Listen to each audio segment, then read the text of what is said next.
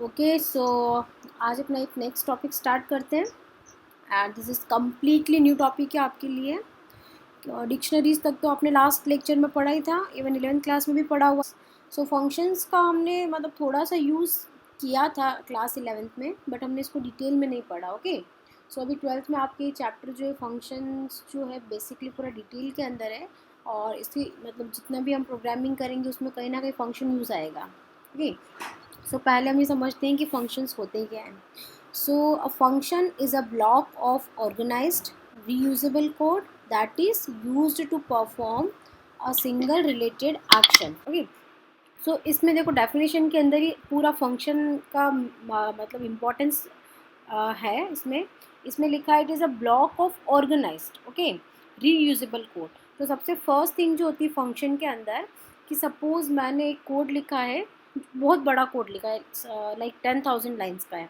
Okay और उसके अंदर कुछ ऐसी ऐसा कोई कोड एक पर्टिकुलर कुछ लाइन्स है जो मुझे बार बार यूज़ आ रही है।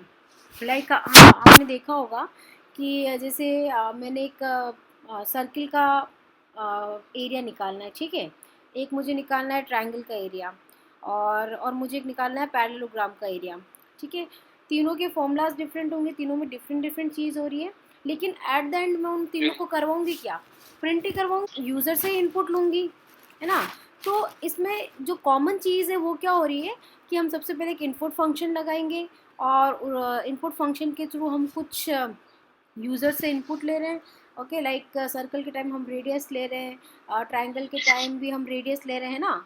तो जो चीज़ें उसमें कॉमन होती है लाइक इनपुट फंक्शन लेना और लास्ट में प्रिंट करवाना, डिस्प्ले करवाना, तो ये दोनों चीज़ें क्या हो रही है कॉमन। तो बार बार हम जैसे ट्रायंगल का निकाला और हम उसमें में ऊपर प्रिंट इनपुट लें, फिर ट्रायंगल का फॉर्मूला लगाएं और फिर उसको डिस्प्ले करें। सेम हम सर्कल के लिए तीनों स्टेप करें, तो इससे बेटर क्या रहेगा, तीनों के फॉर्मूला वाला पार्ट तो डिफरेंट रहेगा, लेकिन जो हम यूज़र से इनपुट ले रहे हैं और आउटपुट जो डिस्प्ले करा रहे हैं उसका क्या करेंगे, एक फंक्शन बना देंगे। सो इसमें ट्रायंगल सर्किल इन सब के फॉर्मूलाज तो डिफरेंट है, लेकिन जैसे इनपुट जो हम ले रहे हैं यूज़र से और जो हम प्रिंट के थ्रू डिस्प्ले करवा रहे हैं, ये दोनों चीज़ें दोनों सब में क्या है कॉमन है। तो हम हर बार उन लाइंस के साथ ये दोनों चीज़ें लिखने से बेटर है कि इनपुट के लिए हम एक फंक्शन बना देंगे जिसके अंदर सारा हमने डिफाइन कर दिया कि हमें लाइक इनपुट फंक्शन यूज़ करना है, हमें यही चीज़ें यूज़र से मांगनी है। ओके और हमने ऐसे ही प्रिंट फंक्शन हमने डिस्प्ले फंक्शन बना दिया अलग से, और उस डिस्प्ले फंक्शन के अंदर हमने पूरा डिफाइन कर दिया कि हमें ये सारा कोड जो भी हमने इन आप जो भी हमको रिजल्ट मिला है वो हमें क्या करना है, डिस्प्ले करवाना है, प्रिंट करवाना है। ओके सो बेसिकली अपने कोड को रीयूजेबल इसीलिए बोला है कि ऑर्गेनाइज्ड एंड रीयूजेबल, यानी हमने कोड को क्या किया, एक ही बार लिखा और उसको हम फिर से क्या कर रहे हैं, रीयूज़ कर रहे हैं। ओके तो इससे हमको दो बेनिफिट हुए, एक तो हमारा कोड रीयूज़ हुआ, हमको बार बार नहीं लिखना पड़ेगा, हमारे एफर्ट्स कम लगेंगे, और दूसरा क्या बेनिफिट होगा कि हमारा कोड जो है ना थोड़ा सिस्टमेटिक दिखेगा। अगर मेरा बहुत बड़ा कोड है और मैं सभी के लिए ना बार बार सेम स्टेप्स रिपीट कर रही हूँ, तो इन फ्यूचर हम जब उस कोड को देखते हैं तो हमको थोड़ा सा ना कन्फ्यूजन हो जाता है कि ये इनपुट फंक्शन किस लिए हमने यूज़ किया है, फिर वापस हम ट्रायंगल का लगा रहे हैं, फिर वापस से, तो ये चीज़ हमको क्या करती है, बहुत बड़ा कोड होता है तो हमें सर्च करना मुश्किल हो जाता है कि कहाँ पर हमने क्या लिखा था। ओके सो हम कुछ भी फंक्शंस के थ्रू उसको एक्सेस करना हमारे लिए ईजी होता है, क्योंकि हमको ये पता है कि ये पर्टिकुलर फंक्शन उसके साथ में मैंने कमेंट लिख दिया, this is for the input purpose, है ना। फिर एक और फंक्शन बनाया उसके साथ हैश कमेंट करके लिख दिया, this is for the output function है to display this things. Okay so हमको डायरेक्टली बस अपने कोड को बिल्कुल ऑर्गेनाइज वे में है, तो हमको कभी भी इन फ्यूचर सपोज कोई एरर भी आती है तो हम उस पर्टिकुलर फंक्शन में जाके देख लेंगे। Now that is use to perform a single related action. Okay जैसे कि इसमें जो हम फंक्शन बनाते हैं, उन फंक्शंस के अंदर हम जो भी लाइंस लिखते हैं ना, वो बेसिकली एक दूसरे से रिलेटेड होनी भी चाहिए और होती है। ओके कैसे देखो, जैसे कि मैंने अभी इनपुट का एग्जांपल दिया था, तो हमने क्या इनपुट और आउटपुट के लिए एक ही फंक्शन बनाया, नहीं, कि अगर इनपुट ले रहे हैं यूज़र से, हम जब कुछ एंटर करवा रहे हैं, तो हमें बेसिकली हमारा क्या काम हो रहा है वहाँ पे, एंड इनपुट लेने का काम हो रहा है, तो हम ये सारा किस में, इनपुट फंक्शन के अंदर ही करेंगे। तो जो रिलेटेड एक्शन है वो एक फंक्शन के अंदर आते हैं, डिस्प्ले से रिलेटेड जो भी चीज़ होगी वो हमारा डिस्प्ले फंक्शन के अंदर चला जाएगा। ओके तो हम फंक्शन के अंदर जो कुछ भी लिख रहे हैं वो सब एक दूसरे से क्या होने चाहिए, टास्क रिलेटेड होने चाहिए। Now functions provide better modularity for your application and a high degree of code reusing. Okay, हम कोड को रीयूज़ भी कर सकते हैं, लाइक एक फंक्शन बनाए इनपुट का, उसी को हम बार बार अपने बहुत सारी प्रोग्राम्स के अंदर डायरेक्टली कॉल करके यूज़ कर सकते हैं। ओके, तो ये फंक्शन का जो डेफिनेशन है, इसी के अंदर मतलब इसके की फीचर्स भी आप बोल सकते हो। कभी पूछे ना फंक्शंस के की फीचर्स क्या है, तो ये सारी चीज़ें इसी के अंदर इंक्लूड हो गई कि इसमें कोड हमारा फर्स्ट ऑर्गेनाइज्ड रहता है, सेकंड रीयूजेबल कोड, हम इसको रीयूज़ कर सकते हैं, थर्ड की फीचर क्या है, रिलेटेड एक्शंस रहते हैं उसके अंदर, और फोर्थ क्या, provides a better modularity and high degree of code reusing. ठीक है, तो इसमें एडवांटेजेस आ गए, इसी में इसके की फीचर्स आ गए, और ये इसकी क्या है, डेफिनेशन से। तो ये बेसिकली ये डेफिनेशन जो है हमारे यहाँ पे 3 से 4 क्वेश्चंस को कवर कर रही है। ओके, आज फंक्शन के टाइप्स। सो फंक्शन के टाइप्स जो है हमारे बेसिकली 3 टाइप्स के होते हैं, built in functions, modules and user defined. Okay, so built in functions क्या होते हैं, लाइक अभी तक हमने बहुत जगह पे फंक्शंस का यूज़ किया है, बट हमें क्योंकि फंक्शंस का आइडिया नहीं है तो हम उसको आइडेंटिफाई नहीं कर पाए कि ये फंक्शंस है। ओके, बहुत बार मैंने कुछ टर्म्स को फंक्शन भी बोला है। तो देखो फंक्शन बेसिकली क्या होते हैं, जैसे कुछ एग्जाम्पल्स है हमारे सामने बिल्ट इन फंक्शंस के। Built in functions means the functions which are defined in Python already, और I can say which are defined in Python interpreter already. उन सब का जो मीनिंग होता है ना इन फंक्शंस का, ये ऑलरेडी डिफाइंड है, इसके लिए हमें ना तो कोई फाइल इंपोर्ट करना पड़ता है, ना इन सब का हमें मीनिंग एक्सप्लेन करना पड़ता है। हम सिंपली इनको इनका सब जस्ट कीवर्ड लिखते हैं और वो ऑटोमेटिकली उसको अंडरस्टैंड कर लेता है कि इसका मीनिंग क्या है। ओके, लाइक हमारा इन फंक्शन, इनपुट फंक्शन। ओके, सो इन फंक्शन तुम्हें याद होगा, इन फंक्शन हमने कहाँ यूज़ किया था, इनपुट, और यहाँ पे हमने लिखा पैरेंथेसिस, और अंदर मैंने लिखा एंटर द फर्स्ट नंबर, यानी हम क्या कर रहे हैं, इनपुट मैंने एक फंक्शन लिखा और उसके अंदर मैंने लिख दिया ब्रैकेट्स के अंदर एंटर द फर्स्ट नंबर। तो ये ऑटोमेटिकली समझ जाएगा इनपुट का, ऑलरेडी इस पाइथन इंटरप्रेटर के अंदर मीनिंग डिफाइंड है कि इसको क्या करना है, ये यूज़र से इनपुट यानी यूज़र से कुछ डेटा एंटर करवाने को बोल रहा है। ऐसे आपके मीन फंक्शन से मैक्सिमम में जैसे हमने यूज़ किया था मीन मार्क्स स्ट्रिंग्स के अंदर, लिस्ट के अंदर। ओके, सो आपके ये कुछ फंक्शंस है जो ऑलरेडी आपके डिफाइंड है पाइथन के अंदर। ऐसे बहुत सारे फंक्शंस है, लेकिन ये कुछ इंपॉर्टेंट फंक्शंस है जो मैंने 8 यहाँ पे बताएं, क्योंकि ये सारे आपके ऑलमोस्ट प्रोग्राम्स के अंदर यूज़ आएंगे। ओके, तो ये कुछ इंपॉर्टेंट फंक्शंस है जो मैंने यहाँ लिखे हुए हैं, इनको हम करके देखेंगे। अभी इनका यूज़ करते हैं। सबसे पहले इंट फ्लोट इवैल। ओके, ये हमने यूज़ किया। पहले मैं इनपुट का बताती हूँ। सपोज़ मैंने लिखा इनपुट। अच्छा, एक चीज़ और मैंने लास्ट क्लास में भी बताया था, फंक्शंस का हमेशा क्या रहता है, फंक्शन का name and it is always followed by parenthesis. Okay, अगर आपका कोई भी कीवर्ड लिखा हुआ है और उसके साथ में पैरेंथेसिस है, दैट मीन्स वो एक फंक्शन है, वो एक वेरिएबल नहीं है। क्लियर? तो यहीं से हमको क्लियर होता है कि फंक्शन कब हम आइडेंटिफाई कैसे करें कि ये फंक्शन है या नहीं। तो बेसिकली कोई कीवर्ड है और वो पैरेंथेसिस से अगर स्टार्ट और बंद हो रहा है, क्लोज हो रहा है ना, तो वो हमारा फंक्शन ही है। तो जैसे कि हम यहाँ पे इनपुट के अंदर ऐसे लिखते हैं, generally enter the first number. Okay, ये हमारा फॉर्म रहता है। तो आप इसको कैसे आइडेंटिफाई करेंगे, ये पूरा, क्योंकि ये जो डेटा है वो पैरेंथेसिस के अंदर लिखा हुआ है और उसके बाहर कोई कीवर्ड लिखा हुआ है, दैट मीन्स ये पूरा क्या रिप्रेजेंट कर रहा है, हमारा एक फंक्शन रिप्रेजेंट कर रहा है। कोई मतलब नहीं, हमको कोई मैटर नहीं करता है कि इसके अंदर क्या कंटेंट लिखा हुआ है, बट पैरेंथेसिस अगर है कीवर्ड के पीछे, दैट मीन्स वो हमारा फंक्शन है। Okay, so input enter the first number, हमने एंटर करवाया। ओके, तो ये रन हुआ, इसने फर्स्ट नंबर एंटर करना है पूछा, मैंने लिखा चलो 4 मैंने एंटर करवा दिया। ओके, 4 प्रिंट हो गया। तो इनपुट फंक्शंस तो हमको आते ही। मैंने एक और फंक्शन यूज़ करते, ए इक्वल्स टू लिखा 45.60। ओके, एंटर किया हमने। अब मैं इन फंक्शन यूज़ करती हूँ, इंट के अंदर मैंने ले लिया ए। इन फंक्शन क्या करेगा, ये जो ए वेरिएबल था इसको इंट में कन्वर्ट कर देगा। ओके, तो आप सिंपली ऐसे एक वैल्यू असाइन करके भी उसको इंट में कन्वर्ट कर सकते हैं, जैसे आ गया 45, या फिर जैसे हमने इनपुट को भी आप इंट बना सकते हैं, है ना। हम ये ऐसे भी कर सकते हैं कि इनपुट फंक्शन जो हम अभी तक करते आए थे ना, लिखा मैंने एंटर नंबर।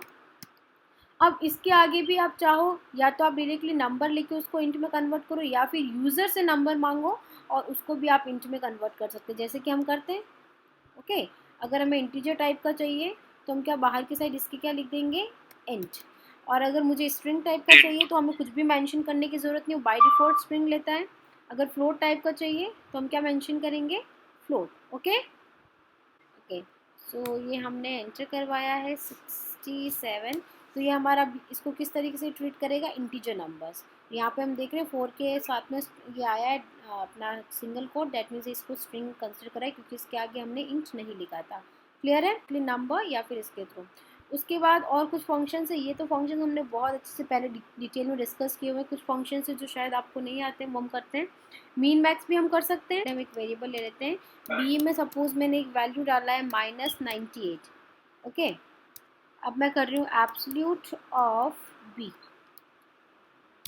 तो इसने क्या दिया 98। तो एब्सोल्यूट का बेसिक मीनिंग होता है कि आपकी वैल्यू चाहे नेगेटिव में हो, ये हमको कैसी वैल्यू करके देता है, हमेशा पॉजिटिव वैल्यू देता है। ठीक है, तो हम ABS एब्सोल्यूट फंक्शन यूज़ करते हैं ताकि हमारी जो वैल्यूज़ हो वो कैसे आए, हमारी पॉजिटिव वैल्यूज़। ओके, एब्सोल्यूट के बाद आपका नेक्स्ट है टाइप। मैंने टाइप ऑफ बी पूछा तो ये बता देगा इसका टाइप क्या था, इंट के। सो डेटा टाइप को आइडेंटिफाई करने के लिए यूज़ होता है। उसके बाद नेक्स्ट है आपका लेंथ, भी पता ही है। लेंथ बेसिकली जैसे मैंने स्ट्रिंग लिखा है पूजा, तो पूजा की लेंथ कितनी है। फिर आता है नेक्स्ट आपका round function and range function. Okay, so round function क्या करता है, नंबर्स को राउंड ऑफ करने के लिए। भी हमको पता ही है, जैसे मैंने लिखा पहले हम लिख लेते हैं, एक कोई वेरिएबल लेते हैं c इक्वल्स टू, सपोज मैंने डाला 2.67। ओके, अब मैंने इसको राउंड करना है, तो मैंने लिखा राउंड करना है हमें c को।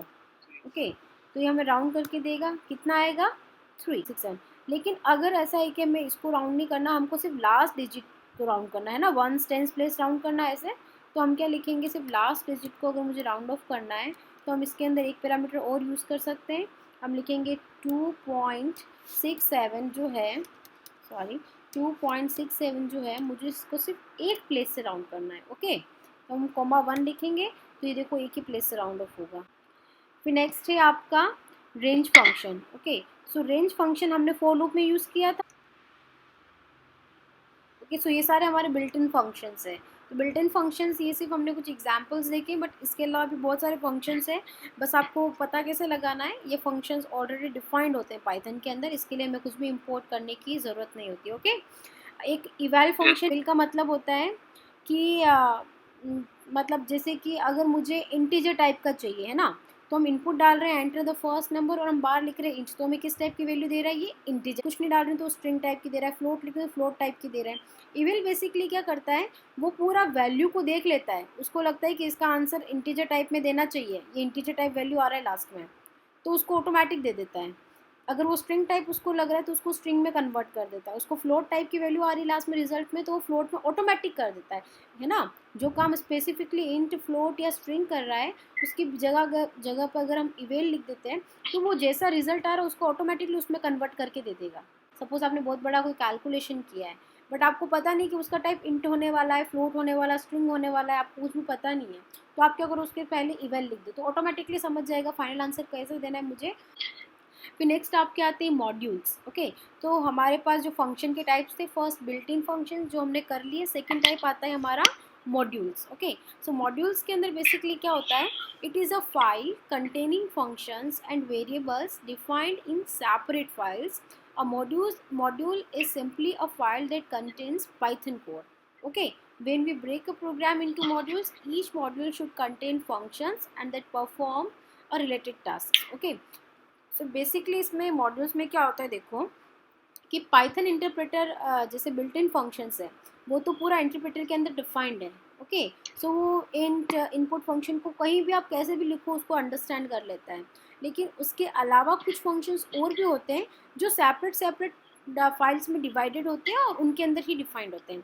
जैसे कि मुझे मैथ का कोई ऑपरेशन करना है ना, मैथ से रिलेटेड, लाइक मुझे पावर निकालना है या मुझे स्क्वायर रूट करना है या साइन कॉस का फंक्शन है कुछ भी, तो उसके लिए क्या होता है कि हमको बेसिकली ये जो सारे फंक्शंस हैं ये भी पाइथन के अंदर है, लेकिन पाइथन के अंदर भी एक पर्टिकुलर फाइल के अंदर स्टोर्ड है, लेकिन उस पाइथन में भी ये किसी पर्टिकुलर फाइल के अंदर डिफाइंड है।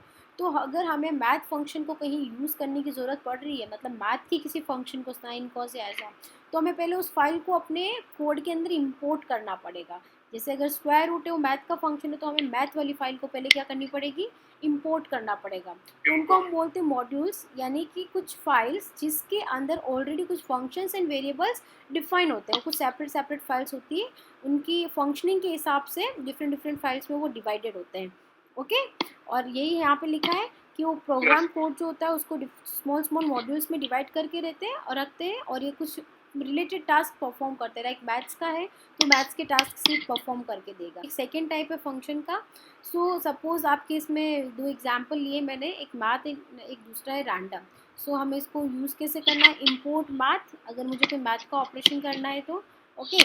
और अगर मुझे रैंडम को ये करना है तो हम लिखेंगे इम्पोर्ट रैंडम। इसमें एक दूसरा तरीका other way to use import, या एक्चुअली मतलब ये कोई बोलते हैं कि कोई प्रॉपर टॉपिक नहीं है other way to use import, मैंने ऐसे लिखा था समझाने के लिए। ओके सो यहाँ पे हम इम्पोर्ट को एक दूसरे तरीके से भी यूज़ करते हैं। लाइक मैंने लिखा इम्पोर्ट मैथ, ये भी ठीक है, लेकिन हम चाहते हैं कि अगर कोई जैसे रैंडम है, कोई मुझे बड़ा सा फंक्शन लग रहा है, इतना बड़ा लिखने की बजाय मैं ना इसको आर का या कुछ छोटे टर्म्स में लिखूँ, है ना, थोड़ा सा इसको एब्रीवेटेड फॉर्म में लिखूँ।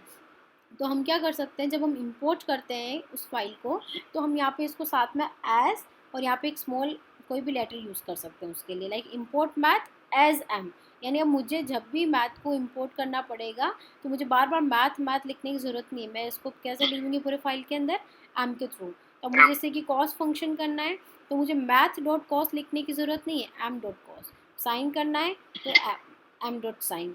ओके, तो इसको ये तरीका होता है करने का। पहले हमें इंपोर्ट करना है और जिसको भी हमने इंपोर्ट करा है उसको हमें डॉट के साथ एक्सेस करना पड़ता है। जैसे इंपोर्ट मैथ, तो यहाँ पे आना चाहिए था next math dot cos. Okay, but अगर हम उसको स्मॉल करना चाहते हैं, मैथ पूरा नहीं लिखना है, तो हम इंपोर्ट करते टाइम उसको कैसे लिखेंगे, इंपोर्ट मैथ एज एम, और फिर हम उसको यूज़ कर लेंगे एम डॉट कॉस। अब जब भी मुझे कोई मैथ का फंक्शन करना होगा तो मुझे मैथ डॉट करने की ज़रूरत नहीं, हम सिंपली यहाँ से एम डॉट के थ्रू करेंगे। ठीक है, ये मैथ और रैंडम के कुछ एग्जांपल्स मैं बता रही हूँ, इसमें कुछ इंपॉर्टेंट एग्जांपल्स भी है डिफरेंट डिफरेंट तरीके से जो आपको शायद नहीं आएंगे। सपोज मैंने किया math dot S Q R T square root of 68। Okay, अब देखो मुझे ये एरर देगा क्योंकि हमने मैथ डॉट स्क्वायर रूट को यूज़ तो, लेकिन हमने इंपोर्ट नहीं किया। तो हम पहले इसको इंपोर्ट करेंगे। इंपोर्ट किसको करना है, मैथ्स को। ठीक है, इंपोर्ट किया इसको। इंपोर्ट करने के बाद अब हम यूज़ कर सकते हैं math dot square root of 98। Okay, तो अब हम इसको इसका स्क्वायर रूट मिला है, तो ये हमें पहले इंपोर्ट करना पड़ेगा। ऐसे ही हम अब यहाँ पे सपोज मैंने लिखा इंपोर्ट मैथ एज एम। अब मैं जहाँ भी इसको यूज़ करूँगी मैं डायरेक्टली इसको एम के थ्रू अब एक्सेस कर सकती हूँ, मुझे पूरा लिखने की ज़रूरत नहीं है। सपोज मुझे पावर निकालना है, पावर किसका निकालना है, मुझे 2 की पावर 8 निकालना है। सो 2, 8, 2 की पावर 8, पावर फंक्शन आगे लगा दिया हमने। ओके, तो ये हमको इसकी पावर दे देगा 256। ओके, सो इस तरीके से हम मैथ फंक्शन कर सकते हैं। अब एक बार रैंडम का दिखाती हूँ, 3 चीज़ें रैंडम के अंदर। सपोज अब जब आप नोट्स बनाओ ना, तो ये जो मैंने स्लाइड्स के अंदर लिखा है ये सब लिखना, ठीक है, और इसके साथ जो मैं एग्जांपल्स यहाँ करवा रही हूँ ना ये भी लिखना। सारे नहीं लिखो लेकिन एक एक लिखना, और ये रैंडम वाले सारे करना, ये इंपॉर्टेंट है। Okay, random. Okay, import random किया हमने। अब ये रैंडम मॉड्यूल जो बेसिकली क्या करता है, हमें कुछ भी रैंडम वैल्यूज़ चाहिए हो उसके लिए यूज़ है। जैसे कि वो हमने डाइस वाला खेलते हैं, डाइस वाला गेम होता है ना अपना, तो उसमें हम क्या करते हैं, रैंडम वैल्यूज़ ही चाहिए हमको, 6, 5, 4, 3, 2, 1 कुछ भी आ सकती है। तो ऐसे कुछ रैंडम गेम्स के लिए, रैंडम वैल्यूज़ के लिए हम रैंडम फंक्शन को इंपोर्ट करते हैं यहाँ पे। अब सपोज मैंने लिखा random dot random, okay, random dot random function. तो अब ये क्या करेगा, रैंडम में से मैंने इंपोर्ट किया कोई रैंडम को, मैंने कोई रेंज कुछ भी नहीं दिया है, तो ये अपने हिसाब से इसको कुछ भी वैल्यू ले सकता है, पॉइंट्स में 1, 2, 3 any value it can take. फिर अगर सपोज मैंने लिखा रैंडम डॉट रैंडम और इसके अंदर मैंने एक पर्टिकुलर रेंज दे दिया 1 से लेके 6 तक, अब ये क्या करेगा, कोई भी रैंडम वैल्यू देगा 6 के बीच में। क्या एरर आई है अपनी, random dot random 1,6 takes no argument यहाँ पे। ओके ओके, बेसिकली यहाँ पे रैंडम डॉट, सिर्फ रैंडम निकालना हो तो हम रैंडम यूज़ करते हैं, बट अगर हमें रैंडम कोई रेंज के बीच में निकालना तो हम यहाँ यूज़ करेंगे rand range. Okay, random dot rand range, तो ये हमको 1 to 6 के बीच में एक कोई भी नंबर उठा के दे देगा। क्लियर है, रैंडम नंबर 1 to 6 के बीच में। अब यहाँ पे एक चीज़ क्या होती है, रैंडम डॉट रैंड इंट भी होता है, ओके, बट रैंड रेंज और रैंडम इंट के अंदर क्या डिफरेंस रहता है। सपोज मैंने लिखा 1,6 एंटर, ओके, तो रैंड रेंज के अंदर क्या करेगा, ये फर्स्ट नंबर इंक्लूसिव होता है लेकिन लास्ट नंबर एक्सक्लूसिव होता है, ओके। रेंज के टाइम ये क्या करेगा, ये 1 to 6 मतलब 1 to 5 के बीच में से भी कोई रैंडम नंबर देगा, ये 6 को इंक्लूड नहीं करेगा, करता है ये लास्ट नंबर को भी इंक्लूड करता है। क्लियर है। Random dot uniform, okay, random dot uniform एक फंक्शन और रहता है। सपोज मैंने लिखा 1,5। सो रैंडम डॉट यूनिफॉर्म क्या करता है, यहाँ पे रैंडम डॉट यूनिफॉर्म हमको एक कोई रैंडम वैल्यू देता है, बट वो फ्लोट है, ओके। अगर हमें सिर्फ रैंडम इंटीजर वैल्यू चाहिए तो हम रैंड रेंज या रैंड इंट यूज़ करेंगे, लेकिन हमें एक कोई रैंडम फ्लोट नंबर चाहिए तो हम यूनिफॉर्म यूज़ करेंगे। समझ, ये आपके रैंडम के अंदर 3 चीज़ें थी जो मैंने एक्सप्लेन करी। उसके बाद नेक्स्ट है मॉड्यूल्स के बाद user defined functions, okay. So third type आपका आता है user defined. First built in हो गया हमारा, सेकंड मॉड्यूल्स हुआ, थर्ड हमारा हो गया यूज़र डिफाइंड। सो यूज़र डिफाइंड नाम से पता चल रहा है जो कि कोई भी यूज़र अपना फंक्शन डिफाइन करता है या क्रिएट करता है, खुद का कोई नया फंक्शन बनाता है जो पाइथन में कहीं भी नहीं है, ओके। वो अपने हिसाब से कोई फंक्शन क्रिएट करता है, उसके लिए उसको हम क्या बोलते हैं, यूज़र डिफाइंड फंक्शंस। अब यूज़र जब फंक्शंस बनाता है तो उसके लिए कुछ रूल्स होते हैं, उसको हम कैसे डिफाइन करें, कैसे कॉल करें।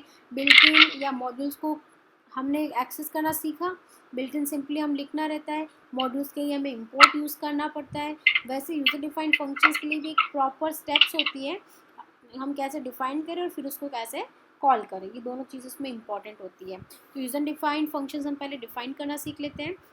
सो फर्स्ट होता है function blocks begin with the keyword def followed by the function name and parentheses. Parameters और argument should be placed within these parentheses. अब जो हमने parentheses लगाते हैं, पहले लिखा def, फिर उसके बाद लिखा फंक्शन का नाम और फिर हम लिखते हैं parentheses, और उन parentheses के बीच में हम जो वैल्यूज़ देते हैं उसको हम क्या लिखते हैं, क्या बोलते हैं, पैरामीटर्स और आर्ग्यूमेंट्स। फिर इसमें जो फर्स्ट स्टेटमेंट होता है फंक्शन का, फंक्शन आपने बनाया, डेफ फंक्शन नेम पैरेंथेसिस लगाने के बाद फर्स्ट आर्ग्यूमेंट जो होता है उसको हम बोलते हैं डॉक स्ट्रिंग, इसको हम समझेंगे भी।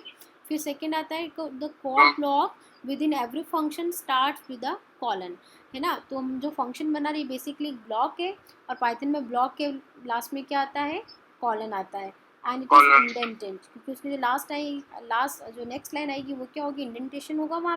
Like this is the example, you can see the syntax as well as the example here.